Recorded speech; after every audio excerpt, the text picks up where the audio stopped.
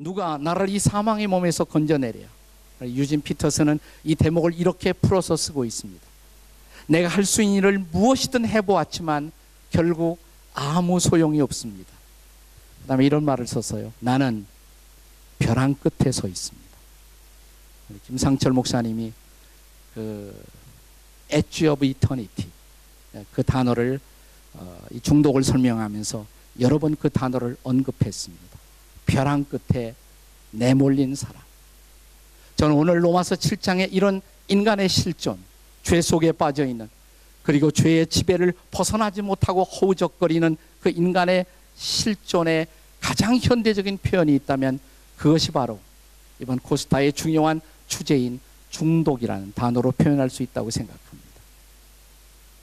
나는 죄 아래 팔렸도다. 바울이 말하는 그 표현을 현대인들은 중독이라는 단어로 설명합니다. 어딕션이라고 말합니다. 어딕션. 중독의 정의가 뭘까요?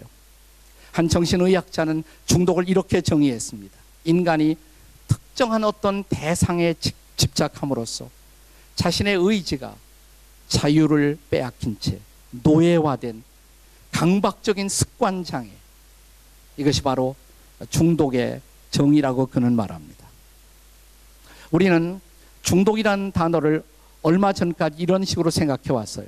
그래서 어떤 특별한 종류의 사람들에게, 예를 들어서 알코올 중독자들에게 혹은 도박 중독자들에게, 그런 사람들에게만 해당될 수 있는 특별한 병명이라고 우리는 생각했을지 모릅니다. 제가 미국에서 박사과정을 공부하다가 매우 많이 알려진 정신의학자 가운데 한 사람인 제럴드 메이라는 사람의 강의를 들을 수 있는 기회가 있었습니다.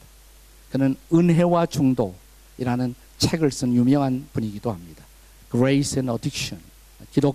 기독교적 안목에서 어떻게 중독이라는 문제를 접근할 것인가를 다룬 아주 좋은 책이에요. 은혜와 중독. Grace and Addiction 이라는 책을 쓴 저자이기도 합니다. 근데 그분이 강의 중에 말했던 그 한마디 말을 제가 잊어버릴 수가 없어요. 여러분, 이 땅에 살고 있는 사람들 가운데 도대체 어느 정도 퍼센테이지의 사람들이 중독이라고 여러분은 생각하십니까?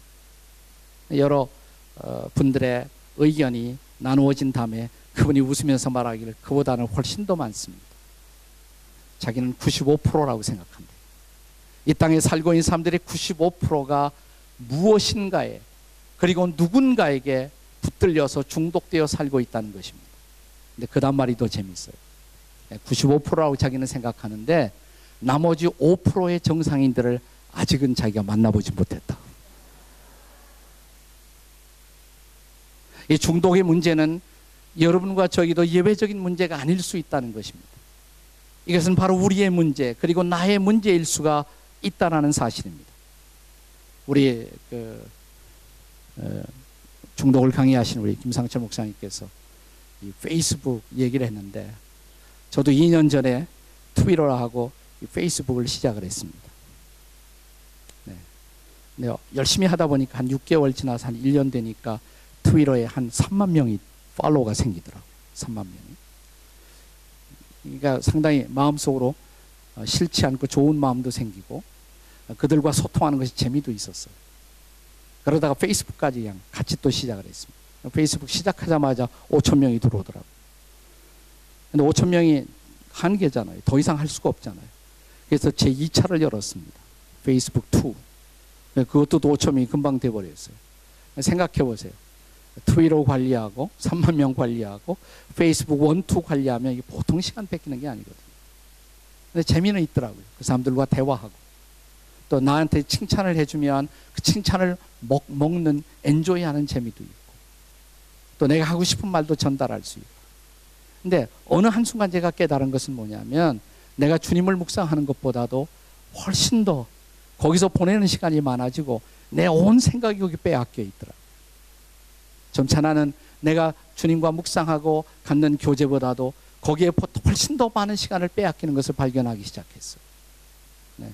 그리고 사람들의 칭찬과 사람들이 보내주는 그것을 즐기면서 내 영혼의 자유를 잃어버리고 있는 내 모습을 발견하기 시작했어요. 작년 고난 주간에 하나님이 어떤 특별한 일을 통해서 그 문제를 가지고 저에게 말씀하시더라고요. 내가 어느새 사람들과 소통하고 사람들이 보내주는 그 칭찬과 아부 속에 내 영혼이 결박되는 내 모습을 발견하고 결단을 내버렸습니다. 한순간에 트위터 닫고 페이스북 닫았어요. 네. 그러니까 새로운 자유를 누려요. 나와 주님 사이만 누릴 수 있는 어떤 자유가 내게 찾아오더라고요. 여러분, 이 모든 것들이 나쁜 것은 아니에요. 그러나 이것을 조금만 잘못 관리할 때 한순간 좋아할 수 있는 그것들이 나를 사로잡는, 그리고 내가 그것의 노예가 되어버리는 중독의 함정이 있다는 사실을 우리는 깨달을 필요가 있습니다.